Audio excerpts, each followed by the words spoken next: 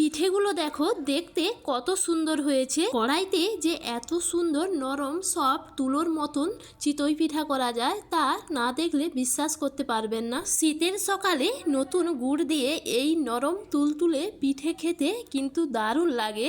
কড়াইতে লেগে যাবার ঝামেলা ছাড়াই এরকম চিতই পিঠা আপনারাও খুব সহজে বানিয়ে নিতে পারেন। চলো তাহলে রেসিপিটা শুরু করা যাক। প্রথমে এখানে আমি ভাত রান্না করার চালটা ভালো করে ধুয়ে নিয়ে উষ্ণ গরম জলে 2 ঘন্টা আগে ভিজিয়ে রেখেছিলাম।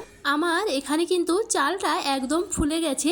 এইভাবেই কিন্তু ভেঙে দেখে নিতে হবে। চালটা ভালো করে ফুললে তবেই কিন্তু চালের ব্যাটারটা খুব সুন্দর হবে। তারপর দেখো আমি চাল থেকে ভালো করে জলটা ঝরিয়ে নিয়ে মিক্সিতে বেটে নিয়েছি।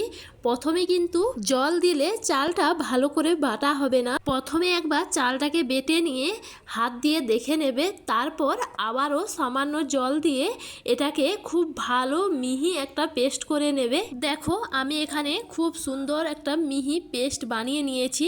দেখো দেখতে কত সুন্দর হয়েছে। এরপর পেস্টটার মধ্যে অল্প অল্প করে জল দিয়ে ভালো করে জলটাকে এর সাথে মিশিয়ে নেব। আর দেখো ব্যাটারটা কিন্তু এরকমই ঘন রাখতে হবে। তারপর এর মধ্যে চা চামচে 2 চামচ ময়দা, হাফ চামচ বেকিং পাউডার আর পরিমাণ মতো নুন দিয়ে আবারও ব্যাটারটাকে খুব ভালোভাবে মিশিয়ে নিতে হবে। এখানে কিন্তু কোনো দানা দানা থাকলে পিঠেটা খেতে একদম ভালো লাগবে না। তাই ব্যাটারটাকে খুব ভালোভাবে মিশিয়ে ওর মধ্যে 2 চামচ নারকেল কোড়া দিয়ে দেব। আর ব্যাটারটা কিন্তু এরকম ঘনত্বের করতে হবে। দেখো যেমনটা আমি দেখাচ্ছি এখানে চামচের মধ্যে যেন এমনভাবে লেগে থাকে। এরপর কড়াইটাকে ভালো করে গরম করে নিয়ে ওর মধ্যে তেল দিয়ে তেলটাকে পরিষ্কার কাপড় দিয়ে মুছে নিতে হবে।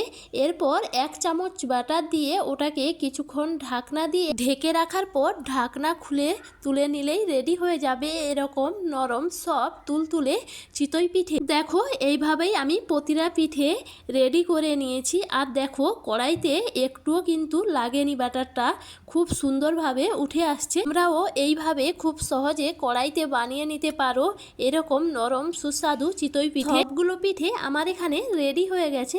আর দেখো দেখতে যেমন সুন্দর হয়েছে তেমন কিন্তু খুব নরম সফট আর একদম নরম তুলতুলে হয়েছে। তোমরাও একবার এই পদ্ধতিতে বানিয়ে দেখো, দেখবে খুব সুন্দর হবে। চলো আজকের ভিডিওটা এই পর্যন্ত, দেখা হবে পরবর্তী কোনো ভিডিওতে।